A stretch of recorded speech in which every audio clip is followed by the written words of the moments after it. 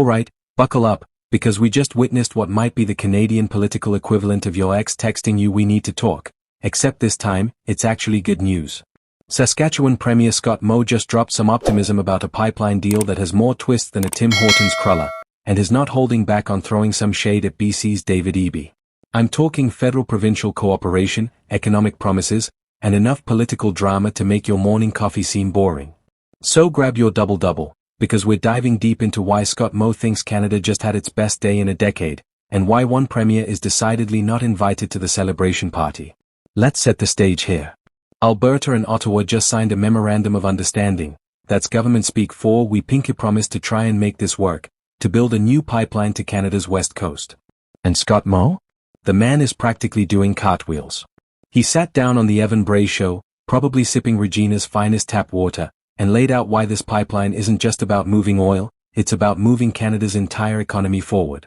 Because apparently, we've been stuck in neutral for so long, we forgot what the gas pedal feels like. Now, before your eyes glaze over at the word pipeline, let me break this down. We're not just talking about a fancy underground straw for crude oil.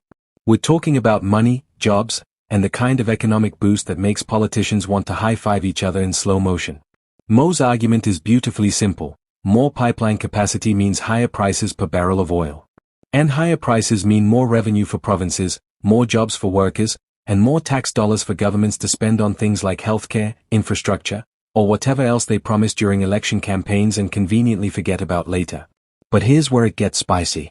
Moe called this the first good day for Canada after a dry decade. That's right, a dry decade. This man basically said the federal government has been about as useful for the energy sector as a screen door on a submarine for the past 10 years. And he's not entirely wrong, is he? Federal-provincial cooperation on pipelines has been rarer than a Canadian winter without complaints about the cold. We've seen more drama over pipeline projects than a season of reality TV, complete with protests, legal challenges, and enough political finger-pointing to make your head spin faster than a Zamboni on fresh ice. What makes Moe so excited isn't just the pipeline itself, it's the sight of the federal government actually working with a provincial government instead of against it.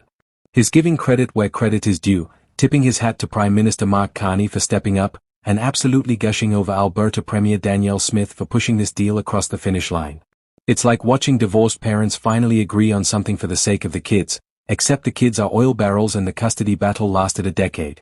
Now let's talk about the domino effect, because this is where things get really interesting. Every barrel of oil that flows through a pipeline frees up rail capacity. And what does rail capacity mean?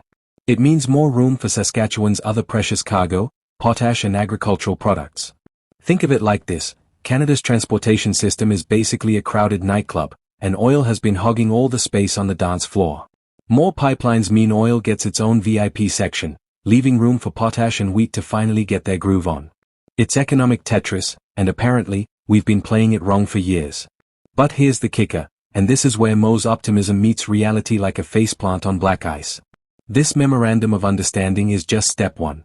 It's the equivalent of deciding you're going to get in shape, great start, but now comes the actual work. We're talking negotiations, consultations, environmental assessments, Indigenous engagement, and probably enough paperwork to build a paper pipeline from Saskatchewan to BC.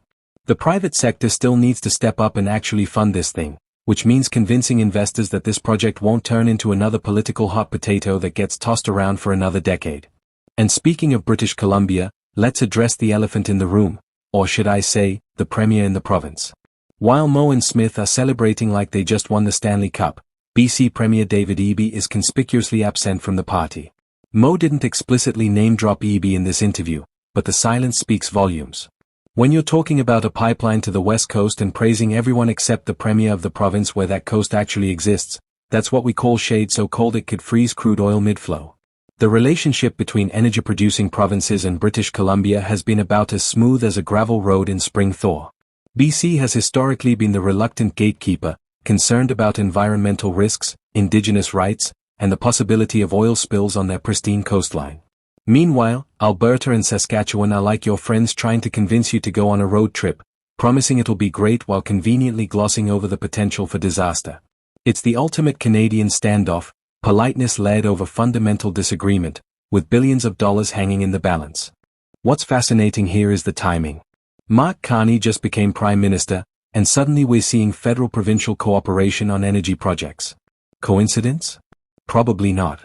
Carney's background in economics and finance means he understands the value of getting Canadian resources to international markets. He's not approaching this with the same baggage as previous governments, and premiers like Moe are clearly thrilled about it. It's like getting a new manager at work who actually listens to your ideas instead of shooting them down in meetings. But let's pump the brakes for a second, pun absolutely intended, and look at what this really means for average Canadians. Higher oil prices sound great for provincial budgets, but they also mean higher gas prices at the pump. It's the classic Canadian economic paradox. We want our resource industries to thrive, but we also want to fill up our trucks without taking out a second mortgage. The question becomes whether the broader economic benefits, jobs, tax revenue, infrastructure investment, outweigh the personal hit to our wallets. Spoiler alert, politicians will say yes, your wallet might disagree, and economists will write papers about it that nobody reads. There's also the elephant in the room that everyone's tiptoeing around, climate change. Building new fossil fuel infrastructure in 2026 feels a bit like buying a flip phone at an iPhone launch.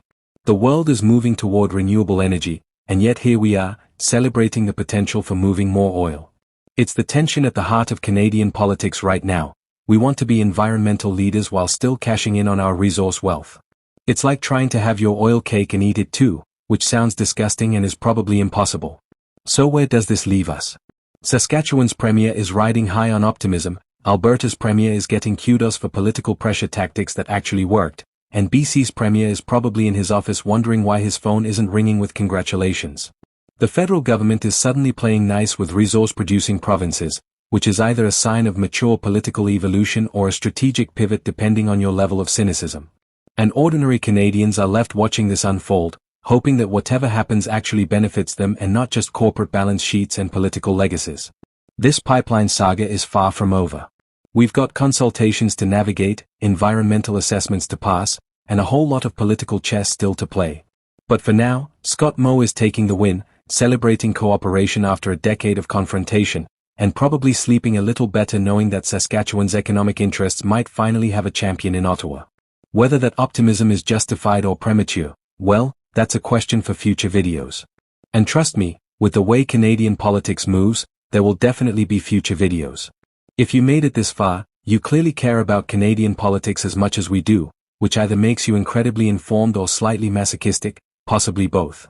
Hit that like button if you appreciate political analysis that doesn't put you to sleep, subscribe to Canadian Insights because we're cranking out content faster than politicians make promises, and drop a comment telling us what you think about this pipeline deal. Is Scott Moe right to be optimistic, or are we setting ourselves up for another decade of disappointment? Let's discuss.